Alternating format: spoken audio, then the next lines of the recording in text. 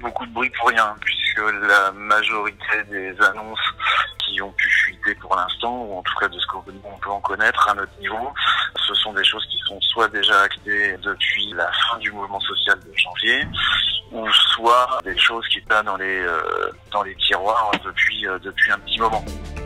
Ça m'a l'air d'être pas du réchauffé. Avec François Hollande, c'était déjà acté tout ça. Donc c'est de la récupération, c'était déjà acté.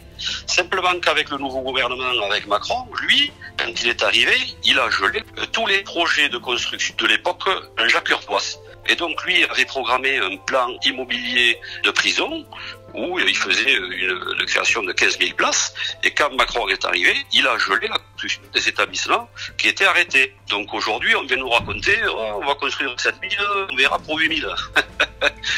Oui, mais bon, ça c'était déjà acté du temps de Jacques Urvoas.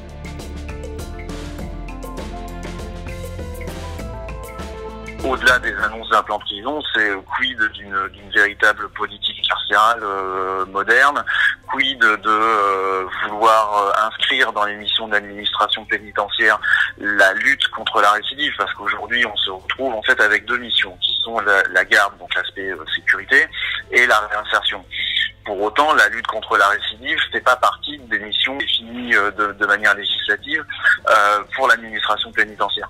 Là, ce serait une vraie révolution. Si effectivement on nous dit demain on va ajouter comme mission supplémentaire la lutte contre la récidive, ok, ça veut dire que quelque part on a un impact sur la réinsertion des gens, sur le déroulement de la peine, et aussi ça doit s'accompagner d'une réflexion beaucoup plus large et plus profonde sur l'utilité sociale de la prison et le sens de la peine aujourd'hui.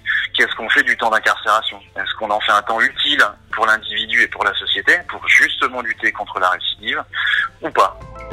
Il faut déjà rendre intéressant et attractif le métier, ce qui n'est pas du tout le cas à l'heure actuelle. Il y a un gros malaise au niveau du recrutement des surveillants pénitentiaires qui n'intéresse pas grand monde. La preuve avec le dernier concours qu'il y a eu et pour lequel 20% des candidats inscrits se sont présentés sur le plan national. Et il faudrait aussi rendre le métier de surveillant un peu plus attractif et ça commence déjà par une réforme en profondeur du statut de surveillant et même, j'ai envie de dire, du nom, de la dénomination de surveillant, puisque on ne fait pas que surveiller des détenus.